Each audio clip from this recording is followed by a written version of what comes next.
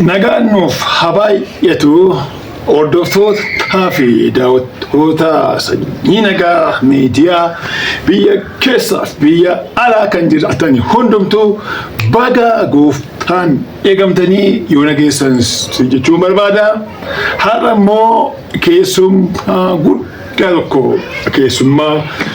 guddaa tokko maqaa isaanii kan beektanii garuu qaamaan kan hin beekne warra sanyii nagaa qabadhee dhufeera. Akkam jirta? Nagaa keetii? Attamati? Nagaa. Mee maqaa kee dhaggeeffattoota keenyaaf himee ibsi. Maqaan koo Sanyii Iddoosaa jedhama. Eeshi Sanyii Iddoosaa eenyuti? Tarfaa. Itti fufii amma beektume dubbadhu. Sanyii Iddoosaa Tarfaa Taasisaa Quxaanii Ribbee Xooree Macca Dargee jedhama. Mucaan cimaadha.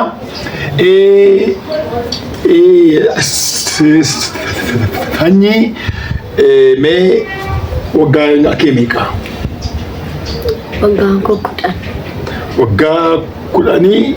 Waggaa 10 bara meeqa dhalatte? Bara 2007 dhalatte. 2007 dhalatte. Ji'a isaa beektaa? Ji'aati dhalatte beektaa? Ji'a 7 keessa dhalatte. Ji'a 7ffaa keessa dhalatte. Harka keessa mee al tokko harka keessa ji'a 7ffaadha. Eeshi guyyaa isaa moo beektaa? Guyyaa isaa gaafa guyyaa 10 meeqaati? 15.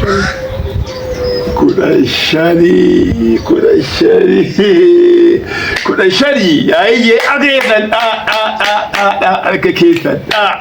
Mee sanyii inni fedhiin kee ba'umsa kee yeroo fixxu maal ta'uu barbaadda? Gaafa barumsa koo fixu balantii ofii ka'ee achumaan immoo. Xiyyaara ooftaa? Paayileetii ta'uu barbaadda? Paayileetii ta'uu fi maal barbaachisa? Hojii wangeelaa keessaa farfachuun natti tola. Farfachuun natti tola jedhe. Farfachuun natti tola jedhe. Farfachuu jaallattaa? Farfannaa mee farfannaa jiraachuun anis amma abbaan keessi nan farfadha. Farfannaa iddoo itti qaaburraa kaatee itti fuftaa? Akkam mee dubbadhu.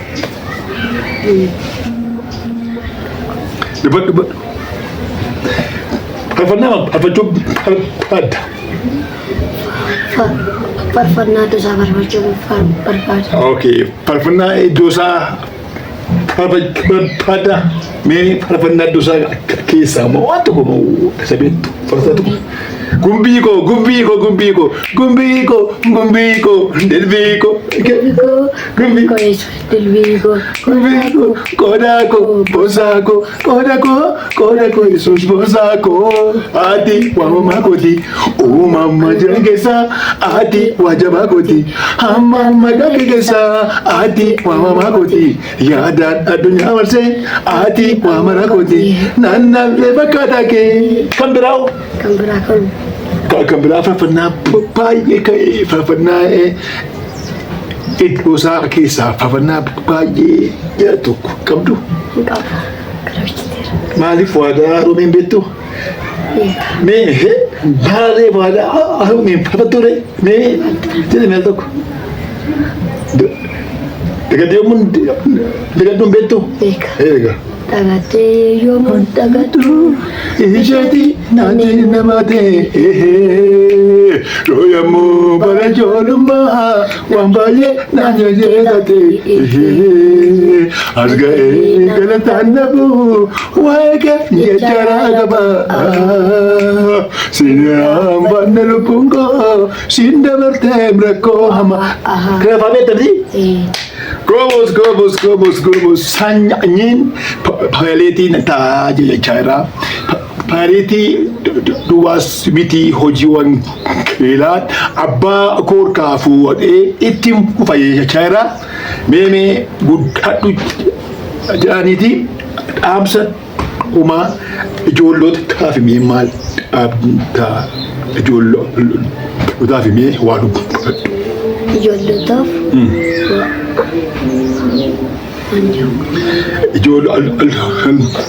Ijoolonni barumsa isaanii akkamittiin qo'achuu qabu, maatii isaaniitiif akkamitti abboomamuu qabu mee waan beektu dubbadhu. Yeroo mana barumsaa galan akkuma gara wayyaa isaanii jirratanii miilli isaanii jirratanii xiqqaata ciree isaanii nyaatan xiqqoo ishee boqotanii gara qonnatti jiru. Shoo jabaadhaa qayyabadhaa wayyaa keessaan ofitti baasaa yeroo mana barumsaatii baasanii dubbisaa jechaa jira. Sagantaa keenya xumurree irraa eebbifama.